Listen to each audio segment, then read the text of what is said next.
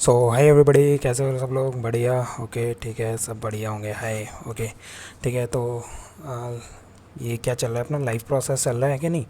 और first part हमने बनाया था, तो फर्स्ट पार्ट में हमने लाइफ प्रोसेस को डिफ़ाइन किया था और छोटी मोटी बात की थी, और मोड ऑफ़ न्यूट्रिशन के ऊपर बात की थी। न्यूट्रिशन क्या होता है, न्यूट्रिएंट्स क्या होता है कि नहीं? और उसके बाद हमने बोला था कि मोड ऑफ़ न्यूट्रिशन दो तरीके का हो सकता है। जो मोड ऑफ़ न्यूट्रिशन था हमारा, वो दो तरीके का हो सकता है, एक ऑटोट्रॉफ और एक हेटरोट्रॉफ, है ना। तो ऑटोट्रॉफ हम डिस्कस कर चुके थे वहाँ पे। तो आज हम इस वीडियो में बेसिकली हेटरोट्रॉफिक जो न्यूट्रिशन है वो डिस्कस करेंगे, ओके नहीं? तो हेटरोट्रॉफिक, देखे नाम तो आपको दिख ही रहा होगा। हेटरोट्रॉफिक न्यूट्रिशन हमने बोला था कि ऐसा एक न्यूट्रिशन का प्रोसेस है, मतलब न्यूट्रिशन मतलब एक ऐसा न्यूट्रिशन का एक प्रोसेस है जिसमें जो भी ऑर्गेनिज्म न्यूट्रिशन ले रहा है वो डिपेंड है किसी दूसरे पे, है ना। वो खुद से अपना भोजन या खाना या फूड, जो भी कुछ आप कह लो, वो नहीं बना पा रहा है।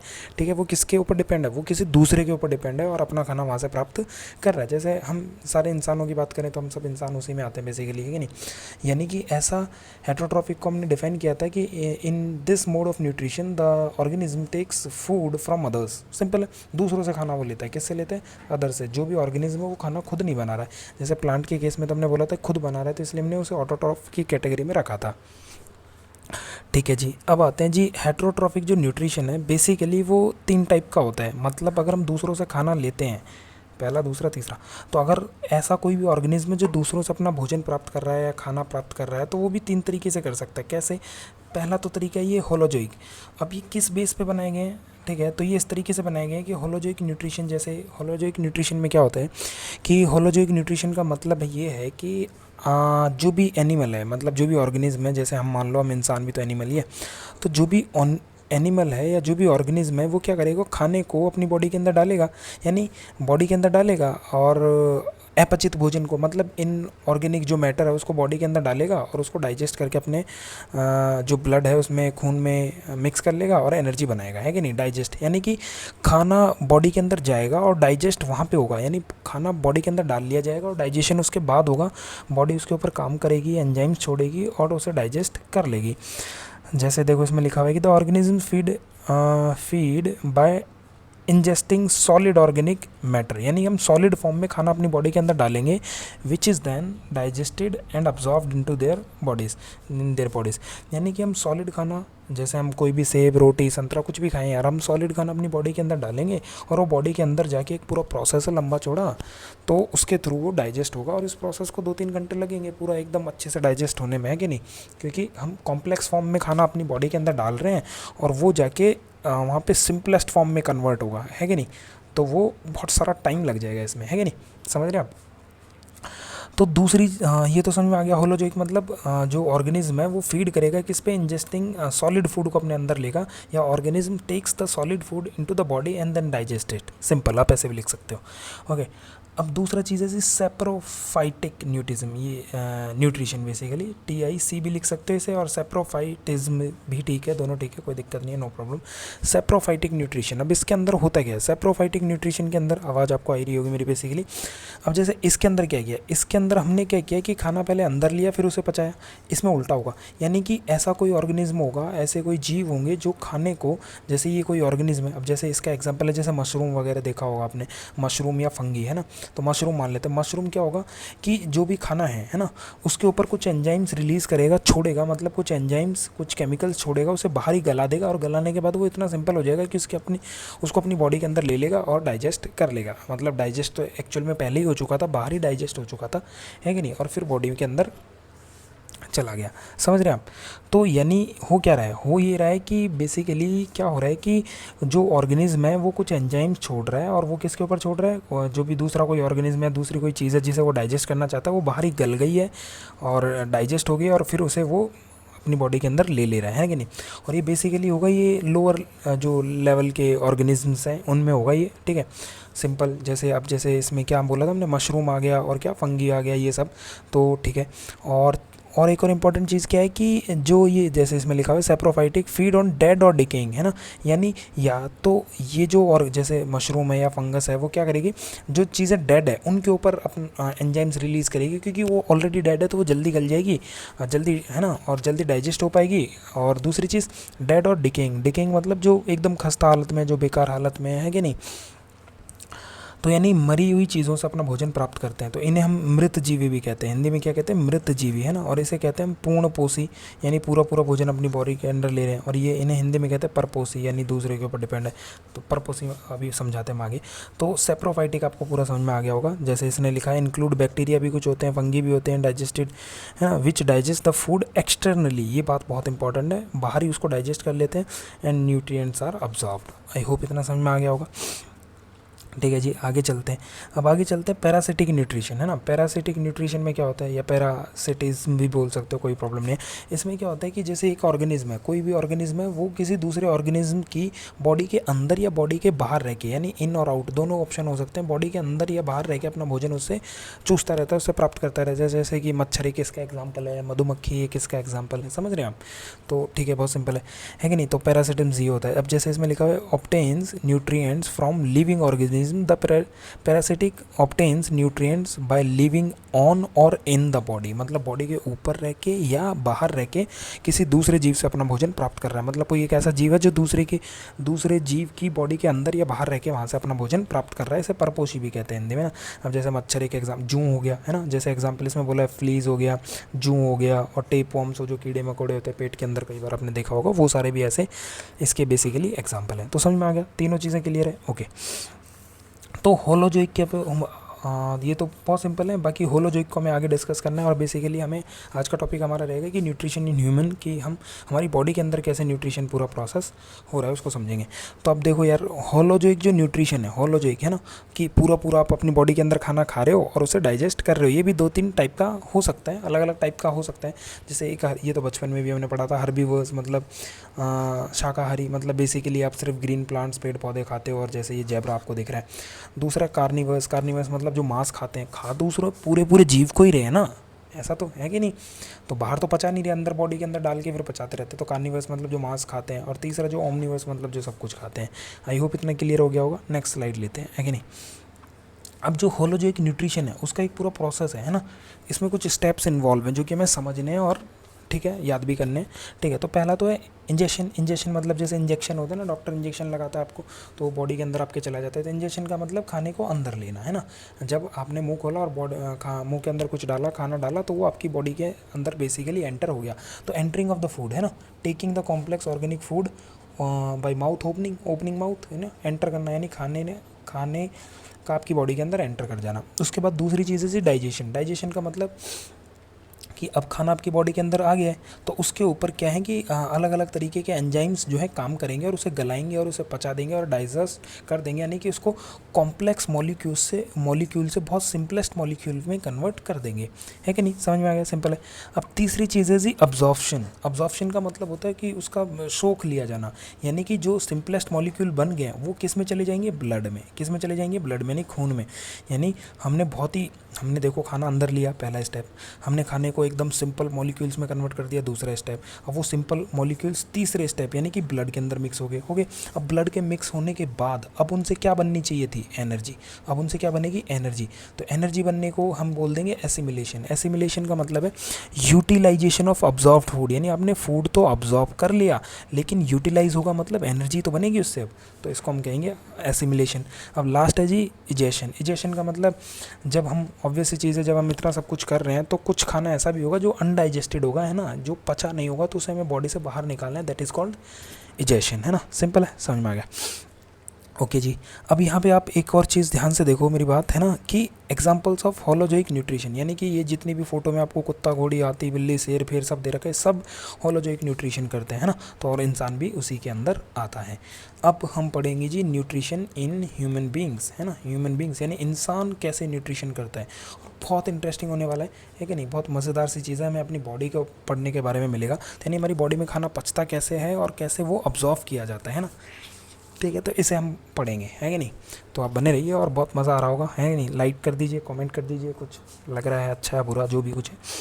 ओके, अब जैसे हम ये देखा है, हमने ये बहुत सिंपल सा है, ये आपकी बुक में भी चार्ट होगा। तो भाई ये हमारा नाक है, ये हमारा मुंह है, तो मुंह से हम खाना लेते हैं, ओके ठीक है जी, ये माउथ है। अब मुंह से हम खाना लेते हैं तो वो खाना लेंगे तो हमारे गाल होते हैं, दोनों तरफ लार निकलती है। तो लार कहाँ से निकलती है? वो यहाँ से निकलती है, स्लेवरी ग्लैंड्स है ना, स्लेवरी ग्लैंड्स, सलाइवा निकलता है बेसिकली, सलाइवा को हम लार कहते हैं, या स्लेवरी ग्लैंड्स होती है वो यहाँ से निकलती हैं, ठीक है। अब खाना नीचे जाता है, गले से जैसे नीचे जाता है, ये पाइप है, यहाँ से लेके यहाँ तक ये जो पाइप है पूरा, इसको बोलते हैं ओसोफेगस। ओसोफेगस यानी हिंदी में इसको ग्रेसिका भी बोलते हैं ना, ओसोफेगस, या फूड पाइप भी कह सकते हो आप, कोई इशू नहीं है, कोई प्रॉब्लम नहीं है। तो माउथ है जी, माउथ से खाना एंटर करोगे आप, फिर स्लेवरी ग्लैंड उस पर अपना काम करेंगे, यानी सलाइवा लार निकलेगी। अब लार क्या करेगी? S for saliva, S for slippery, यानी जो है सलाइवा क्या करेगा? खाने को स्लिपरी बनाएगा, थोड़ा चिकना बनाएगा, देगा, स्मूथ बना देगा, जिससे कि खाना आगे अच्छे से ट्रैवल हो पाए, ड्राई ना रहे, है ना, अरे अच्छे से जाएगा वो आगे। और थोड़ा बहुत जो सलाइवा के अंदर कुछ एंजाइम्स भी होते हैं, जैसे कि एमाइलेज वगैरह, तो वो क्या करेंगे? बेसिकली आप सलाइवा ही बोलो, कोई दिक्कत नहीं है। तो सलाइवा के अंदर जो एंजाइम्स होंगे बेसिकली वो क्या करेंगे जी? कार्बोहाइड्रेट्स को यहाँ पे, अब कार्बोहाइड्रेट्स बेसिकली हमारा एक न्यूट्रिएंट्स है ना, और ये डिफरेंट डिफरेंट फॉर्म में होता है। तो कार्बोहाइड्रेट्स अलग अलग फॉर्म में होता है। तो कार्बोहाइड्रेट शुगर से मिलकर बने होते हैं, यानी शुगर के मॉलिक्यूल्स मिलके कार्बोहाइड्रेट बने होते हैं। अब हमें इतना ज़्यादा डीप नहीं पढ़ना, लेकिन जो कार्बोहाइड्रेट्स हैं उनकी अलग अलग फॉर्म है, अलग अलग टाइप है। तो कार्बोहाइड्रेट की जो सबसे सिंपलेस्ट फॉर्म है वो होगी जी ग्लूकोज, है ना, ग्लूकोज होगी, है ना। तो कार्बोहाइड्रेट हमारी बॉडी में पचेगा, और वो अब पूरी बॉडी में जब हम कार्बोहाइड्रेट्स खाएंगे तो वो फाइनली किस में कन्वर्ट किया जाएगा? ग्लूकोज में, और फिर उसके बाद बॉडी में अब्जॉर्व कर लिया जाएगा। और इसकी कई स्टेजेस होंगी कि कार्बोहाइड्रेट ऐसा नहीं कि एक ही बार में पच जाएगा, उसे थोड़ा टाइम लगेगा। ओके आगे चलते हैं। तो ये आपको ओसोफेगस समझ में आ गया। तो यहाँ पे आपने माउथ में क्या समझा कि एक इंपॉर्टेंट चीज़ थी कि सलाइवा निकल रहा था, वो स्लिपरी बना रहा था खाने को, और कार्बोहाइड्रेट को थोड़ा बहुत डाइजेस्ट भी करना उसने शुरू कर दिया था, 100% नहीं, थोड़ा बहुत। अब उसके बाद ये ओसोफेगस आ गई। अब ओसोफेगस में खाना आएगा, ये से यहाँ से लेके यहाँ तक ओसोफेगस है। तो ये ग्रेसिका भी बोलते हैं, फूड पाइप बोलते हैं। इसके अंदर एक मूवमेंट हो रही है, पेरिस्टेल्टिक, पेरिस्टेल्टिक जिसे कहते हैं हम, पेरिस्टेल्टिक मूवमेंट, है ना। इसके अंदर क्या हो रही है जी? पेरिस्टेल्टिक मूवमेंट। हिंदी में से बोलते हैं जी भैया कर्माकुंचन, गंदा सा है बहुत ही, ठीक है, कर्माकुंचन गति। तो हो क्या रहा है कि जो पाइप है, बेसिकली ये पाइप है, तो ये सिकुड़ जाती है ना, थोड़ा सिकुड़ रही है। मैं हाथ से तो नहीं दिखा पाऊंगा आपको यहाँ पे, ये थोड़ा सिकुड़ती है और फिर वो खुल जाती है, सिकुड़ती है फिर खुल जाती है, मतलब कॉन्ट्रैक्शन हो रहा है इसमें, कॉन्ट्रैक्शन और ठीक है, उसका एक्सपेंड, कॉन्ट्रैक्शन हो रही है फिर एक्सपेंड हो रही है, कॉन्ट्रैक्शन हो रही है, कॉन्ट्रैक्शन मतलब सिकुड़ रही है, एक्सपेंड मतलब फैल रही है। तो लगातार ये बंद बुझ टाइप कुछ करके छोटी बड़ी हो रही है लगातार, समझ रहे हो ना मेरी बात? कॉन्ट्रैक्शन और एक्सपेंड हो रही है लगातार। तो उससे क्या है, इस मूवमेंट को नाम याद रखना, पेरिस्टाल्टिक मूवमेंट बोलते हैं। अब उससे फ़ायदा क्या है कि खाना जो है स्लोली आगे पास होगा, धीरे धीरे जाएगा, एकदम से स्टमक में नहीं आएगा जी। अब यहाँ से मेरी बात देखो, ये स्टमक से हमने शुरू किया था, ये इसका हमने समझ लिया। अब ग्रेसिका, ये जो ओसोफेगस है, ये भी हमने समझ लिया। इसके बाद ये जे शेप है ना, ये जे शेप पूरा मसल्स का बना हुआ है, इसे कहते हैं जी हम स्टमक, स्टमच भी कह देते हो, स्टमक भी कहते हो, हिंदी में तो हम पेट बोल देते हैं। तो पेट तो बेसिकली पूरा ही आ जाता है हमारा, तो स्टमक बोलो, पेट बोलो, कोई दिक्कत नहीं है। और हिंदी में इसको हम बोलते हैं अमाशय, है ना, अमाशय, हिंदी में हम बोलते हैं इसको अमाशय। ओके ठीक है, तो उससे हमें कोई मतलब ज़्यादा है नहीं, बट ठीक है, ये स्टमक है। अब स्टमक के अंदर खाना आ जाएगा। अब स्टमक के अंदर खाना आएगा तो यहाँ से 3 टाइप के, कितने, 3 टाइप के एंजाइम निकलेंगे। यहाँ से कितने एंजाइम निकलेंगे? 3 टाइप के। तो अभी आगे हम देखेंगे कौन कौन से एंजाइम और वो क्या क्या करते हैं ज़रा, ठीक है जी। अब ये खाना आगे जाएगा, जैसे आगे जाएगा देखो, यहाँ से आते जाएगा, तो ये इसमें ये जो पाइप है बेसिकली देखो, ये एक ही पाइप है, यहाँ से यहाँ तक जो पूरा ये आ रहा है, ये एक ही पाइप है। अब ये आगे जाके किस में कन्वर्ट हो जाएगा? स्टमक का पाइप आगे जाके किस में कन्वर्ट हो जाएगा? ये स्मॉल इंटेस्टाइन में, इसको कहते हैं छोटी आंत, है ना, छोटी आंत, यानी स्मॉल इंटेस्टाइन में हमारा पाइप जो है आगे जाके कन्वर्ट हो गया। इतना समझ में आ गया? सिंपल है। अब ये स्मॉल इंटेस्टाइन देखो यहाँ से कनेक्ट है, यही आगे जाके टर्न होके बड़े पाइप में कन्वर्ट हो जाएगा, जिसका नाम होगा लार्ज इंटेस्टाइन, है कि नहीं, कोलन भी बोल देते हैं। लार्ज इंटेस्टाइन मतलब बड़ी आंत। तो यानी अब एक चीज़ समझ में आई कि देखो, माउथ से लेके ये जो पूरा पाइप है, ये ओसोफेगस उसमें आ गया, स्टमक भी उसमें आ गया, स्मॉल इंटेस्टाइन भी आ गया, और ये लार्ज इंटेस्टाइन भी आ गया। ये पूरा यहाँ एंड हो रहा है, यहाँ तक इसको बोले जाता है एलिमेंट्री कैनाल, है ना, एलिमेंट्री कनाल, है ना। कनाल मतलब सुरंग होता है बेसिकली, तो सुरंग तो जैसा ही है ना, ये एलिमेंट्री कनाल बोल देते हैं, ठीक है, समझ में आ गया। और इसको हिंदी में बोलते हैं आहार नाल, क्या बोलते हैं? आहार नाल, ठीक है, समझ में आ गया। तो पूरा पाइप है। अब ध्यान देने वाली बात है कि लीवर, हमारी बॉडी के अंदर सबसे बड़ा ऑर्गन बेसिकली लीवर ही होता है। ये बहुत इंपॉर्टेंट एंजाइम्स बना रहा है कि नहीं, पढ़ेंगे अभी। और दूसरी चीज़ होती है, आपको यहाँ पे पीला पीला सा और दिख रहा है, इसको बोलते हैं पेनक्रियाज, हिंदी में बोलते हैं अग्नाशय, है ना। और अग्नाशय, और लीवर को बोलते हैं यकृत, है ना, यकृत। तो ये जो पेनक्रियाज है, पेनक्रियाज जो है और जो लीवर है, ये दोनों देखो ये साइड बाई खड़े हैं, है ना, और ये हमारी एलिमेंट्री कैनाल का पार्ट नहीं है ना, इस पूरे यानी हमारे डाइजेस्टिव सिस्टम, जहाँ खाना जहाँ जहाँ से गुजरेगा, खाना अलग अलग जगह से, पहले माउथ हो गया, फिर ऑसोफेगस हो गया, फिर ये स्टमक हो गया, फिर उसके बाद क्या हो गया, उसके बाद स्मॉल इंटेस्टाइन, फिर उसके बाद क्या हो गया, लार्ज इंटेस्टाइन। तो खाना इतने इन सारे लेवल से गुजर रहा है, लेकिन खाना कभी भी ना तो लीवर में जाएगा और ना ही पेनक्रियाज में जाएंगे, ये अलग साइड बाय साइड खड़े हैं और ये कुछ हार्मोन्स बनाते हैं और बेसिकली कुछ एंजाइम्स बना रहे हैं ना। तो लीवर जो है एक एंजाइम्स बनाएगा जिसको हम कहेंगे बाइल जूस, जिसको हम क्या कहेंगे जी, बाइल जूस। लीवर क्या बनाएगा, बाइल जूस बनाएगा। और वो बेसिकली देखो ये दिख रहा होगा आपको ग्रीन ग्रीन हिस्सा, तो वो जो लीवर एंजाइम बनाएगा वो इसको सौंप देगा, बेटा तू रख संभाल के, है ना, मेरा काम बनाने का, तू आराम से संभाल के रख। तो ये बाइल जूस को स्टोर हो जाएगा, यहाँ पे क्या हो जाएगा, बाइल जूस स्टोर हो जाएगा। और स्टोर कौन करेगा, गल ब्लेडर, है ना, तो इसका नाम है गल ब्लेडर। इसे ये जो हरे से प्राणी का नाम क्या दिख रहा है आपको, छोटी सी ग्लैंड है बेसिकली, है ना, मतलब पाउच सा है, तो इसके अंदर इसका नाम है गल ब्लेडर। तो गल ब्लेडर क्या करेगा, बाइल जूस को इकट्ठा करके रखेगा। समझ में आ गया, बहुत सिंपल है। आगे चलते हैं जी। अभी जो पेनक्रियाज है बेसिकली, पेनक्रियाज के अंदर भी एंजाइम, और देखो ये जो, और जब खाना जब स्मॉल इंटेस्टाइन के अंदर जाएगा तो सबसे बड़ा डाइजेशन यहीं पे होगा, सबसे ज़्यादा जो प्रोसेस होगा खाने के ऊपर वो यहीं होगा, है कि नहीं। और क्या है कि वो तो यहाँ होगा, लेकिन ये जो बाइल जूस है ना, जब खाना यहाँ पहुँच जाएगा और यहाँ ज़रूरत होगी तो बाइल जूस इस पाइप के थ्रू, देखो यहाँ पे ग्रीन सा पाइप है और वो बेसिकली इसी के अंदर आ जाएगा। और ऐसे ही पेनक्रियाज से होगा, पेनक्रियाज से भी एक पाइप कनेक्ट है जो स्मॉल इंटेस्टाइन में आएगा। मतलब ये पार्टी देखो, मैं कलर बदल लेता हूँ आपको दिखाने के लिए कि ये पार्टी है ना पेनक्रियाज, और ये गल ब्लेडर, ये दोनों भाई लोग, इन दोनों का से जो जूस और एंजाइम निकलने वाले वो कहाँ आएंगे, स्मॉल इंटेस्टाइन में, है कि नहीं। कौन कौन से आएंगे वो भी मैं बता रहा हूँ, कोई दिक्कत नहीं है। ओके जी, यहाँ तक पूरा समझ में आ गया। तो मैं दूसरा चार्ट लेता हूँ अब आपको समझाने के लिए, बने रहिए, कोई दिक्कत नहीं, एकदम मज़े से। तो मैं कह रहा हूँ देखो, माउथ तो मैंने समझा दिया आपको, इनटेक ऑफ फूड होता है, फिर टीथ होता है तो चबाने में और ग्राइंड पीसने में काम करते हैं वो लोग ना, दांत इस काम आते हैं, 4 तरीके के होते हैं अलग अलग। टंग क्या करती है, रोल करती है, टेस्ट करती है, निगलने के, स्वेल करने के काम आती है, पुशिंग डाउन, खाने को अंदर धकेलने के काम आती है कि नहीं, ये सारी चीज़ें। अब टंग यानी जीभ के आसपास हमारे गाल होते हैं, तो गाल में क्या होता है जी, गाल मतलब बेसिकली ग्लैंड्स होती हैं वहाँ पे हमारे मुंह के अंदर दोनों तरफ ग्लैंड्स हैं, है ना, तो उनको हम बोलते हैं स्लेवरी ग्लैंड, स्लाइवरी ग्लैंड्स या स्लेवरी ग्लैंड्स आप बोल सकते हो, नो प्रॉब्लम, कोई इशू नहीं है कि नहीं, स्लेवरी ग्लैंड्स। अब वो क्या करती हैं, क्या एक बेसिकली स्लाइवा बनाती है, जैसे हमने बोला ना लार बनाती हैं, तो बेसिकली उसमें एंजाइम है खूब सारे, है ना, तो स्लाइवा बनाती हैं और थोड़ा बहुत मुकुस भी बनाती हैं। तो जो वो स्लाइवा बनाती हैं, जो लार बनाती हैं, तो मैंने बताया था स्लीपरी कर देते हैं, उसके साथ साथ वो स्टार्च यानी ग्लूकोज जो है, कॉम्प्लेक्स जो कार्बोहाइड्रेट्स होते हैं उसका फॉर्म है ग्लूकोज, ये स्टार्च है ना, तो यानी स्टार्च को थोड़ा थोड़ा कन्वर्ट करना शुरू कर देती है, शुगर में बदलना, मतलब कार्बोहाइड्रेट को थोड़ा डाइजेस्ट करना ये शुरू कर देती है। समझ में आ गया, ठीक है, आगे आ जाते हैं। अब खाना उसके बाद कहाँ आया, स्टमक में, अभी पढ़ा था ना, देखो अभी बताया था मैंने आपको, कहाँ, ये यहाँ से आने के बाद फिर सीधा होता हुआ यहाँ स्टमक में आएगा ना, कि स्टमक में आएगा। ओके, आगे आ जाते हैं।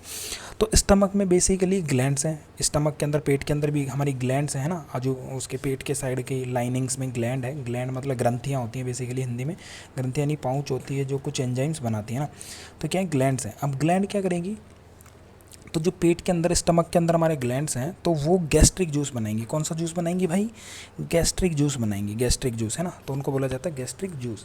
अब उस गैस्ट्रिक जूस में बेसिकली 3 चीज़ें होंगी, पेप्सिन, है ना, HCl और मुकुस, है ना। तो पेप्सिन, HCl और मुकुस। तो HCl सबसे इंपॉर्टेंट है, HCl मतलब हाइड्रोक्लोरिक अम्ल, तेजाब, जिसे भी आपके, तेजाब तो नहीं बेसिकली मतलब एसिड है, तो ये जलाने का ही काम करेगा। तो बेसिकली क्या है, ये फूड को मेक्स फूड एसिडिक बनाएगा, उसको थोड़ा डाइजेस्ट करना शुरू कर देगा, गलाने का काम करेगा और किल बैक्टीरिया। दूसरी एक और इंपॉर्टेंट चीज़ है कि जो बाहर से हम खाना खा रहे हैं तो उसके अंदर कोई हार्मफुल बैक्टीरिया आ जाएगा, तो किल, जो बैक्टीरिया आ जाएगा उसे मार भी देगा और फूड को एसिडिक भी बना देगा, है ना। और जिससे अगर फूड को एसिडिक बना देगा तो अब भाई साहब ये वाले जो एंजाइम है पेप्सिन, ये अपना काम शुरू करना कर देगा। मतलब ये जो पेप्सिन है बेसिकली P फॉर पेप्सिन और P फॉर प्रोटीन, तो ये जो है पेप्सिन जो है किसको तोड़ना शुरू कर देगा, प्रोटीन को ब्रेक करना शुरू कर देगा, ठीक है। और ठीक है जी, और अब क्या हुआ कि एक और चीज़ समझने वाली है कि HCl तो एसिड है, HCl तो क्या है, एसिड है। और जो हमारा पेट है, ये मान लो ये पेट है, तो पेट के अंदर की लाइन, जो पेट के अंदर की लाइन तो पूरा मांस से बनी है ना, हड्डी तो है नहीं, तो यानी कि जो पेट के अंदर की लाइन है बेसिकली वो इस HCl से नुकसान हो सकता है, जल सकता है अंदर, यानी हमारा पेट अंदर से जल सकता है कि नहीं। तो अब उसको बचाने के लिए ये एक एंजाइम है मुकुस, यानी मुकुस एक और एंजाइम है जो गैस्ट्रिक जूस में ही है, और उसे जो गैस्ट्रिक ग्लैंड्स है वो रिलीज़ कर रही है कहाँ पे, स्टमक के अंदर, ठीक है। तो ये जो मुकुस है इसका बेसिकली काम क्या है कि इससे अंदर की जो इनर लाइनिंग है पेट को अंदर की तरफ से प्रोटेक्ट करना, ताकि वो उसको HCl से नुकसान ना हो, है कि नहीं, समझ में आ गया। बहुत ही ज़्यादा सिंपल है, एकदम बढ़िया जी। तो इतना समझ में आ गया आपको, आगे चलें, क्या कह रहे हो, चलें, ओके, थोड़ा सा और है, कर लेते हैं, अब आगे चलते हैं। अब उसके बाद क्या होगा कि अब स्टमक से बाद खाना किस में आएगा, स्मॉल इंटेस्टाइन में। दिस इज़, मैंने ये पहले कहा था कि ये सबसे बड़ा यहाँ पे प्रोसेस हो रहा है। अब स्मॉल इंटेस्टाइन में क्या होगा कि इसके खुद के भी एंजाइम है, यानी स्मॉल इंटेस्टाइन अपने कुछ एंजाइम्स बना रही हैं, उनके नाम तो हमें नहीं दिए गए हैं अभी, लेकिन ठीक है, छोटे लेवल पे, अभी हम 10th में, तो आगे बायो पढ़ेंगे तो और आगे आएगा ये सब। तो स्मॉल इंटेस्टाइन कुछ एंजाइम बना रही है, और फाइनली क्या हो रहा है, अब जैसे मैं आपको बताऊं, जैसे मैंने आपने को बताया था कि हमारे पास बहुत सारी चीज़ें, हम जो न्यूट्रिएंट्स ले रहे हैं, हम क्या ले रहे हैं, न्यूट्रिएंट्स ले रहे हैं, तो उसमें बेसिकली विटामिन है ना, फैट्स हैं, है ना, कार्बोहाइड्रेट्स हैं, है ना, और क्या था, प्रोटीन्स हैं, है ना, मिनरल्स हैं, तो ये सारी चीज़ें। तो प्रोटीन, ये जो फैट्स, कार्बोहाइड्रेट्स और प्रोटीन, ये बेसिकली लार्ज अमाउंट में हम लेते हैं, है ना, ज़्यादा मात्रा में लेते हैं, और इनको डाइजेस्ट करना भी थोड़ा कॉम्प्लेक्स है। तो हम बेसिकली इन्हीं की बात करेंगे। विटामिन्स और मिनरल्स हमारी बॉडी में वैसे भी कम मात्रा में होते हैं, और तो इसलिए उनके बारे में ज़्यादा बात नहीं करेंगे, इनके बारे में बात करेंगे, इन तीनों के बारे में। तो फैट है, कार्बोहाइड्रेट्स हैं, और प्रोटीन्स है भैया। तो यानी कि पूरे प्रोसेस में, पूरे डाइजेशन प्रोसेस में हमने ये पढ़ना है कि ये तीनों लोग एकदम, ये इनकी मतलब जो कॉम्प्लेक्स फॉर्म से ये किस में कन्वर्ट हो रहे हैं, सिंपलेस्ट फॉर्म में, है ना, सबसे मतलब ये टूट कर बड़े बड़े मॉलिक्यूल छोटे छोटे में कन्वर्ट हो जाएंगे। तो फैट जो है किस में कन्वर्ट होगा, फैट होगा जी फैटी एसिड, यानी फैट का जो फाइनल रूप है, यानी ये बड़े बड़े मॉलिक्यूल है, जैसे मान लो इतना बड़ा बड़े बड़े मॉलिक्यूल है, तो छोटे छोटे टूट कर ऐसे छोटे छोटे बन जाएंगे, ताकि ये ब्लड के अंदर मिक्स हो पाए, है कि नहीं, तो यानी सेल के अंदर मिक्स हो पाए। तो फैट किस में कन्वर्ट हो जाएगा जी, फैटी एसिड्स, या फैटी एसिड्स, है ना, या ग्लिसरॉल, ग्लिसरॉल आगे आएगा अभी, फैटी एसिड्स और ग्लिसरॉल।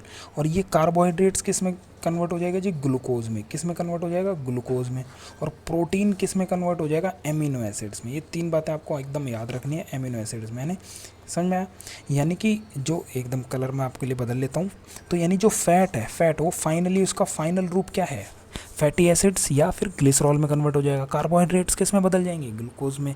और जो हमारा प्रोटीन है वो किस में कन्वर्ट हो जाएगा फाइनली जी, एमिनो एसिड्स में, है कि नहीं, समझ में आ गया होगा आपको। ओके जी, कहाँ थे हम, यहाँ थे। तो कलर थोड़ा सा चेंज करते हैं, बोर हो गए इस कलर से, ओके। तो स्मॉल इंटेस्टाइन है, समझ में आ गया। तो ये तो मैंने समझा दिया कि स्मॉल इंटेस्टाइन में फाइनल जो है डाइजेशन हो जाएगा, जो यानी कि इसके खुद के एंजाइम्स निकलेंगे, और इधर उधर से जो भी पेनक्रियाज और लीवर से जो एंजाइम आएंगे, सब मिला के कार्बोहाइड्रेट्स को किस में बदल देंगे, ग्लूकोज में। फैट्स को किस में बदल देंगे, फैटी एसिड और ग्लिसरॉल में। और प्रोटीन्स को एमिनो एसिड में। ये तीन मैं बता चुका हूँ आपको, है ना, ओके। अब जो स्मॉल इंटेस्टाइन है ना, स्मॉल इंटेस्टाइन है। अब स्मॉल इंटेस्टाइन ये है, अगर हम अंदर से ध्यान से देखें इसे, जैसे पाइप है, तो पाइप आपका स्मॉल इंटेस्टाइन है। अगर आप इसको काट के अंदर से देखो तो ये कुछ ऐसा गड्ढे गड्ढे जैसा दिख रहा है, तो इनको बोला जाता है विली, मतलब ये अंदर से फिंगर लाइक प्रोजेक्शन है ना, फिंगर लाइक, यानी उंगली जैसा दिख रहा है। अगर हम हमारे हाथ की उंगलियां देखें तो बीच बीच में है ना गैप है ना उनमें, तो ऐसा दिख रहा है ये। इसको बोला जाता है फिंगर लाइक प्रोजेक्शन, उंगली जैसा दिख रहा है। तो यानी कि हमारे अंदर अगर ये खाना आएगा तो खाना इसके अंदर चला जाएगा, है ना कि नहीं।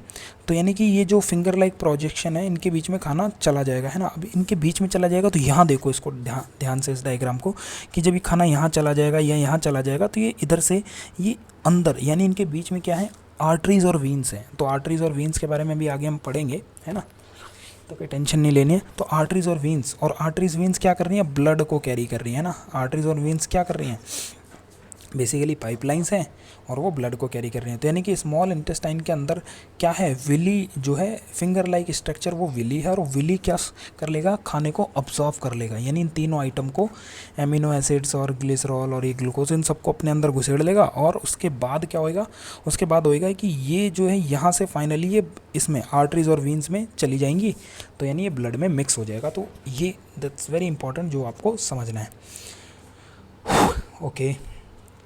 तो मैं कंटिन्यूस बोल रहा हूँ तो थोड़ा गला सा मेरा हो गया है कि नहीं।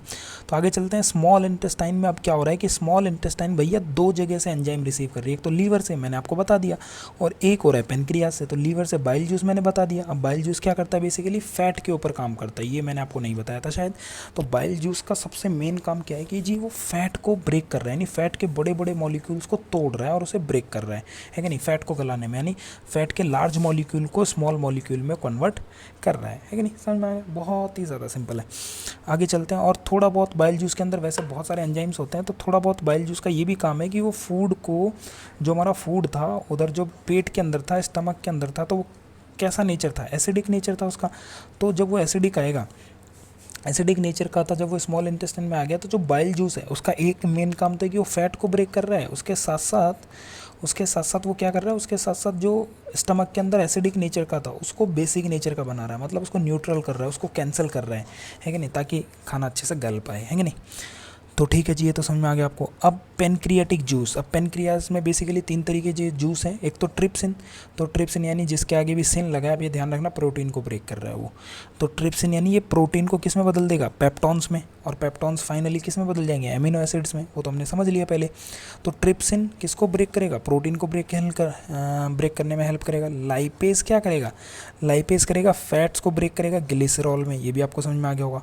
अब मैंने तो कहा 3, इधर तो 2 ही लिखे हुए हैं, तो एक और होता है जी, थोड़ा सा पेज ले लूँ क्या, नया ले लेता हूँ, तो जगह तो बची नहीं सर जी। ओके कोई नहीं, तो कोई दिक्कत नहीं है। तो एक होता है एमाइलेज, एमाइलेज है ना, एमाइलेज यानी पेनक्रियास से एक और जूस आता है, तीसरा है एमाइलेज, जो कार्बोहाइड्रेट्स को ब्रेक करता है ना। तो 3 आइटम आते हैं इधर से, कौन कौन से, ट्रिप्सिन जो क्या करता है, प्रोटीन को ब्रेक करेगा, लाइपेज फैट को ब्रेक करेगा, और एमाइलेज किसको ब्रेक करेगा, कार्बोहाइड्रेट्स को। ये पूरा आपको आई थिंक ढंग से पूरा समझ में आ गया, तो आपको ये पूरा याद रखना है और इस वीडियो को बार बार देख लेना ताकि आपको एकदम ढंग से रिवाइज होता रहे। अब फाइनली क्या बचा है हमारे पास, ये क्या है जी, ये तो मैं आपको पहले ही समझा चुका हूँ। और ये क्या है जी, ओके थोड़ा सा मैंने छोड़ दिया था। हाँ, तो हमने न्यूट्रिशन की बात की थी, तो न्यूट्रिशन में हमने बोला था होलोजोइक न्यूट्रिशन ना, यानी हमारे अंदर बॉडी के अंदर होलोजोइक हो रहा है, होलोजोइक न्यूट्रिशन कर रहे हैं हम। तो सेम ऐसे ही ये अमीबा है, ये किसका फोटो है, अमीबा का है, अमीबा है ना।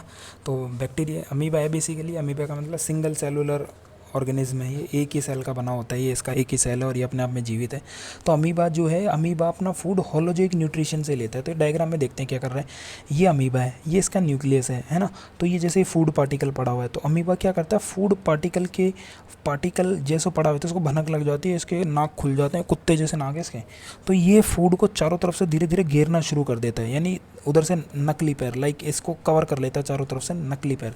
तो इसको पादाब, नकली पादाफ भी बोलते हैं, या इंग्लिश में यहाँ पे जैसे लिखा हुआ है स्यूडोपोडिया भी बोलते हैं इसको, ठीक है। नकली पैर बना के फूड को अपने अंदर ले लेता है। अब अपने अंदर ले लिया तो अपने अंदर ले लेगा, ठीक है। और फिर अंदर उसको क्या करेगा, अंदर उसको बेसिकली डाइजेस्ट कर लेगा, पचा लेगा, ठीक है। और पचाने के बाद क्या है, उसको ऑब्जॉर्व कर लेगा, एसिमिलेट कर लेगा यानी पूरी बॉडी में, और अगर कुछ उसका अनडाइजेस्टेड पार्ट है तो उसे बाहर निकाल देगा, है कि नहीं, बाहर भी फेंक देगा। तो यानी इसके अंदर अमीबा के अंदर भी होलोजोइक न्यूट्रिशन हो रहा है।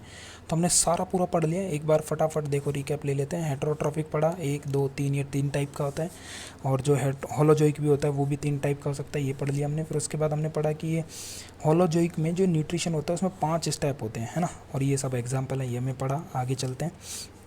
फिर हमने बहुत ढंग से पढ़ा कि जो डाइजेस्टिव सिस्टम है हमारे अंदर, वो एक एलिमेंट्री कनाल है, एक पाइप है लंबा सा, अलग अलग फॉर्म बदल रही है बीच बीच में। और स्लेवरी, अब देखो, हाँ स्लेवरी ग्लैंड्स, यहाँ से एंजाइम निकलते हैं, पॉइंट देखो, तो कलर थोड़ा सा बदल लेते हैं, येलो कर लेते हैं।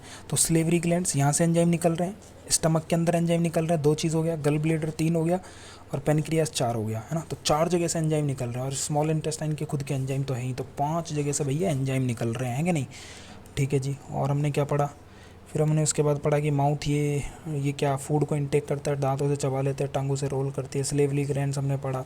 फिर स्टमक के अंदर 3 एंजाइम निकल रहे हैं, एचसीएल, पेप्सिन और मुकोस, हमने ये भी पढ़ लिया। तो हमने सारा ऑलमोस्ट पढ़ लिया, ठीक है। आप और रिवाइज़ कर लेना इसको। Thank you so much. आज के लिए इतना ही रखते हैं, है कि नहीं, पूरा हमने कवर कर दिया है। और अगर आपको पसंद आया तो प्लीज़ लाइक करिए, है ना, और अगर नहीं पसंद आया तो डिसलाइक कर दो, कोई दिक्कत नहीं है यार, हम गुस्सा नहीं हो पाएंगे, गुस्सा नहीं होंगे आपसे, है ना। और सबसे जो इम्पोर्टेंट बात है, कमेंट करके प्लीज़ बताओ, बहुत है ना, बहुत लग गया हमारा, आधा घंटा लग गया इसमें। कमेंट करके बताइए कि आपको कैसा लगा और आपको क्या चाहिए, आपके पास हमारे लिए कोई सजेशन है वो बताइए। सब्सक्राइब तो कर ही लीजिए, बेल आइकन दबा लीजिए, और सबसे इंपॉर्टेंट लास्ट एंड फाइनल कि अपने दोस्तों को प्लीज़ ज़रूर शेयर करिए, ताकि उन तक भी इतना अच्छा प्रीमियम कंटेंट, मतलब इतने अच्छे से उन तक भी ये चीज़ें पहुंचती रहें, है कि नहीं। Thank you so much, take care, आज के लिए इतना ही, टाटा बाय बाय।